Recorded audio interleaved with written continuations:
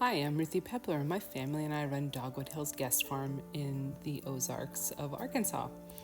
We run a complete farm-to-table experience where people can come and stay on the farm.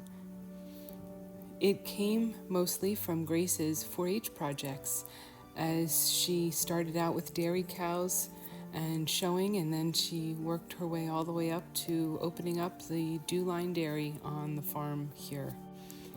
People come and they enjoy experiencing life on the farm. This year we traveled to Jamaica with USAID and Farmer to Farmer to share the things that we have learned on our small farm.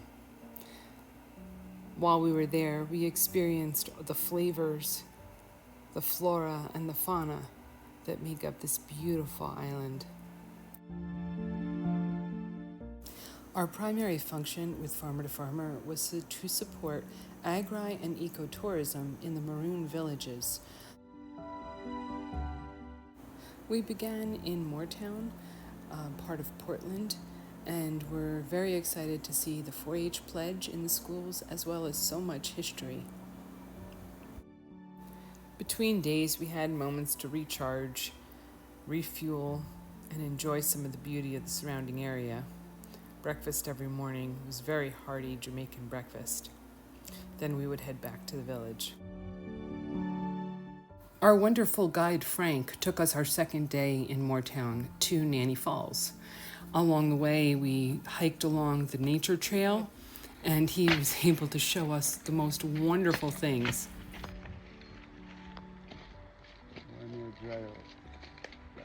You see water, it's a frat up. So the water that just run out and that just set them out and drink it. But this one dry out, this one whole out and dry out. Okay. No? Uh-huh. You see water, sir? The water good for now. No man, the water where you drink. Normally we in the hill.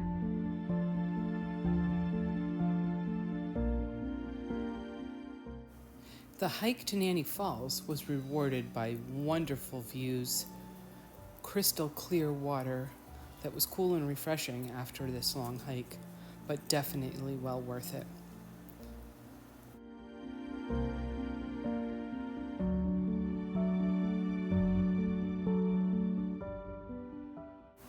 Our field agent, Howard, also showed us many things that he enjoyed, both as a child and now also as an adult. There were so many different things in the woods: bananas, nutmeg, this gorgeous nutmeg, cows, randomly, enjoyed by everyone, and goats on our way back to town.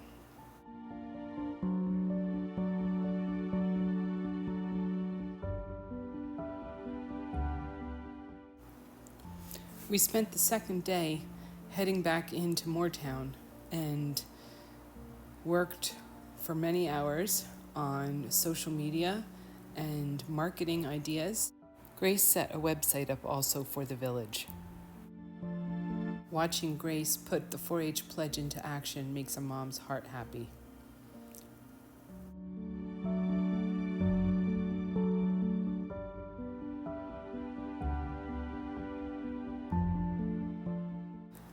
Lunch was jerk from a roadside stand, which I have to say was probably the best one we had the whole time we were there. This was followed by fresh coconut water. It was amazing. I've really enjoyed all of the wonderful food here.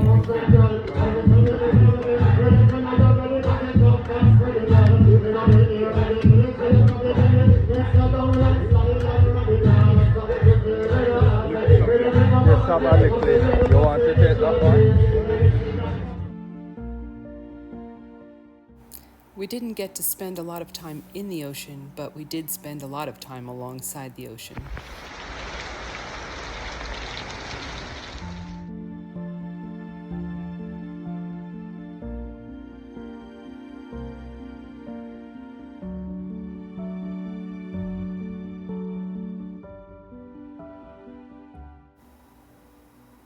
Here we arrive into the Charlestown community, where they have a very vibrant and rich historic museum, as well as an asafu yard, where they hold tribal dances and other cultural events, as well as music and sports.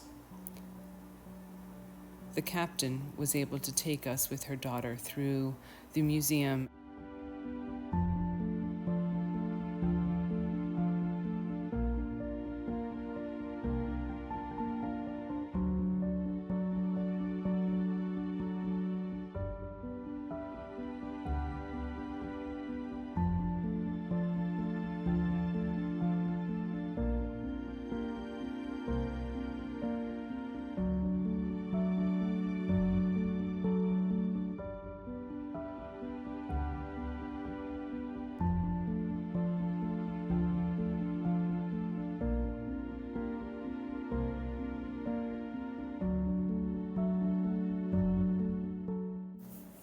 If you're interested in reading more about the Maroon communities, we will put some of these posters in still shots on our website.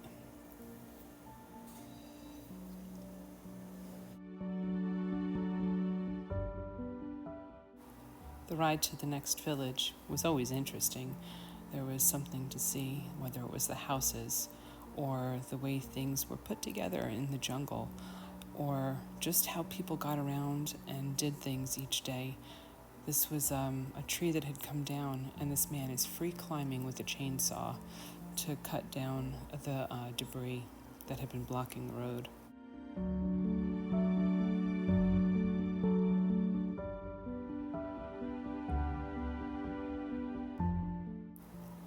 We turned towards our destination, Devon's Coffee Ranch and Tours, at 7,400-foot elevation in Blue Mountain. The scenery was just amazing, and we were taken by Conrad through his entire farm for a wonderful tour. He's talking about cocoa here, but then we move on to coffee. These beans have like a fuzz on them, but it's a soft fuzz and it's very sweet. Paul also helped out during the day. He was a wonderful asset. We were being shown the different herbs in the garden that grow intertwined with the coffee plants on the hillside. Very similar to the terrain in our Ozark Mountains, but completely different flora.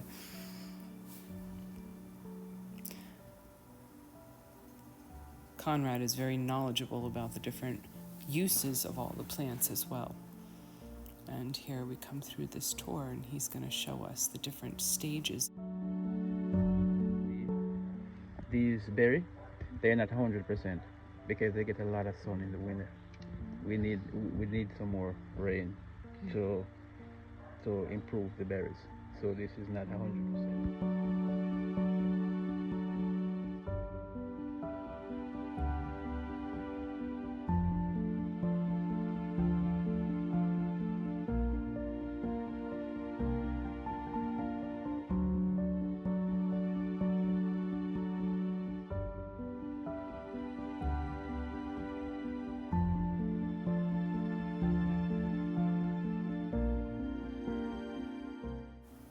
The coffee here is being ground in a mortar and pestle made from what they call cedar wood there. I don't believe it's the same as cedar wood by us. But the aroma was amazing. And Conrad is very serious about his coffee. You can order their coffee directly from their website and have it shipped to you. And I have to tell you, it is one of the best coffees that I've ever had. Here he made it in what we would call cowboy coffee here. The grounds were simmered in water and then poured off. I maybe had a little bit at the bottom, but it was really amazing. The smell, again, was just incredible. Every step of this process had a slightly different aroma to it.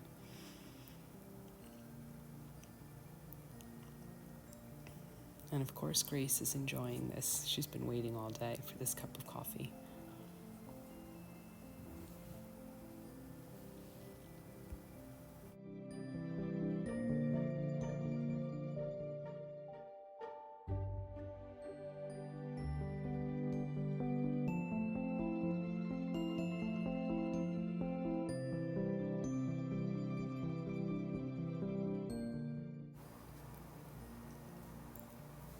While we were there, we also spent some time with Conrad working on setting up Instagram, which his son that works with him was able to finish up. At the end of the day, Conrad's friend Paul was able to show us a cinnamon tree, and he pulled off a branch. The bark and the leaves are used for making tea.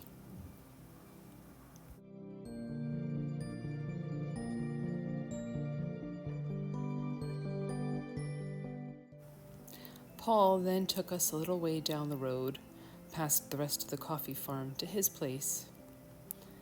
There he was able to pull down some coconuts fresh from the tree. It took a little bit, and there was a holler below where the coconuts were falling to as he pried them out of the tree. But very agilely, he just scurried right down the hill and came up with these 3 gigantic coconuts, and they chipped them open, and we had some fresh coconut water. It was a wonderful afternoon.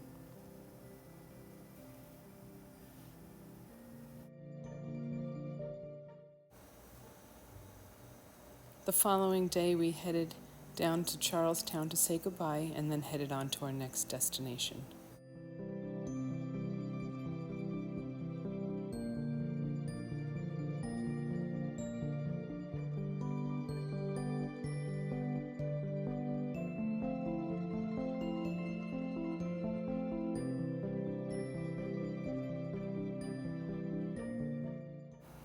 Next, we headed to Scott's Hall. They were still without power and water 3 to 4 weeks after the hurricane in 2024. And the group was small, but very eager to learn and share with us what they had to offer. Cocoa was a very prominent feature, but they did not have the means to process it. We spoke with them about options for the things they already had in place. They had a very nice building right up by the road that could easily become a gift shop for the community.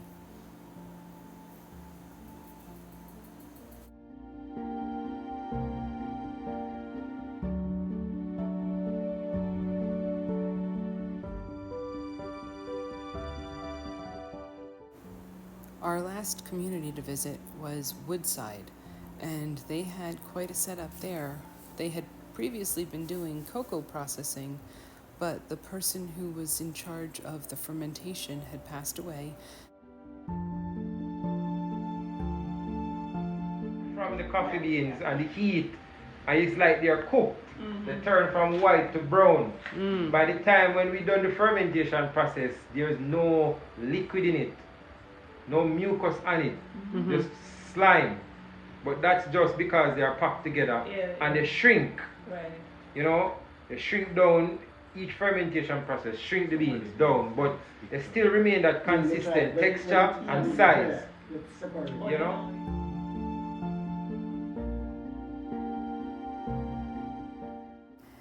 One of the main attractions in Woodside is this beautiful old church, surrounded by almond trees, high up in the hills. It is a place full of history, an old coffee plantation. The people that both worked it and owned it are buried here. Down below, there is a beautiful place for quiet reflection, a sacred place and memorial.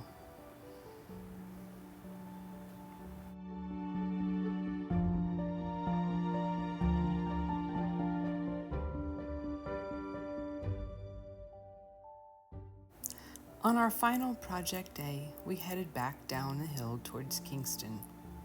There we met with a group of farmers from iSeed. We held a workshop in our makeshift office. Under a shade cloth in the heat of the day, we gathered together to discuss things like composting and how to set it up for their individual plots, value-added products that could be sold from the farm, and other options for fundraising for the nonprofit. We also talked about retail foods and farm-to-table ideas. It was a very productive afternoon. and we enjoyed our time with the farmers tremendously. Finally, we had the opportunity to meet with Nick and Marta from 11 Cacao. What a knowledgeable couple, and so great to make their acquaintance.